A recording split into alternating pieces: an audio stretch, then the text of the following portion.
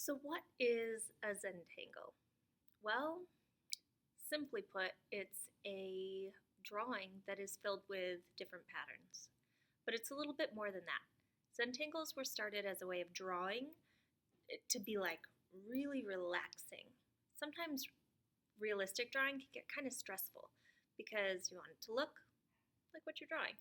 And doodling um, is awesome and relaxing, but it doesn't always, turn out a great product. And it's not really something that is easy to practice or teach because it's just doodling. So the artists who started doing Zentangling were trying to mix doodling with like a more polished end product and to elevate it to a little bit higher art form. So the paper is kind of divided into sections and then filled with patterns like these. Okay? Some of them are really super simple, like fish scales. Like, who hasn't drawn that? Or spirals, or just boxes with lines. But then they can get really, really intricate. And then there can be a little bit of shading by doing some hatching and putting lines closer together and farther apart. So one of the funnest parts of Zentangles is coming up with new designs or practicing ones that you've seen other people do. In classic Zentangles, you start with a line that just divides the paper up into all these random shapes, and then you fill them in with, everything from checkerboards and stripes to like really, really intricate, teeny tiny, cool designs.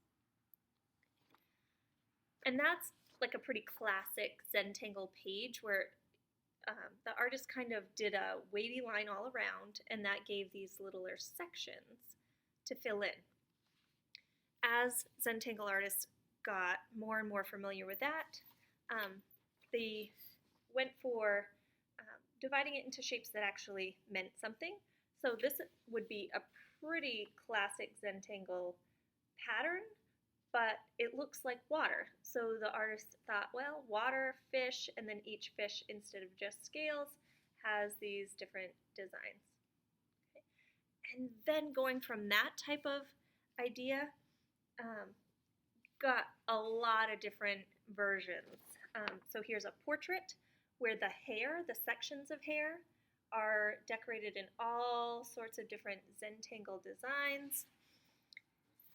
We have the Statue of Liberty, who for some reason shows up in a lot of Zentangle artists' artwork. So the folds in the robe and kind of all the different shapes have turned the Statue of Liberty into a Zentangle drawing. And these go with, like, you can find Zentangles that have just about every realistic thing kind of mixed into them, but they don't have to go in that direction. Classic Zentangles, like I said, it's a paper divided up into shapes.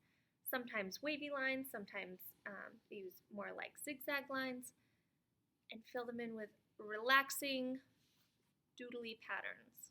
Okay, you can take it in almost any direction you want. Check out some of the examples that I linked.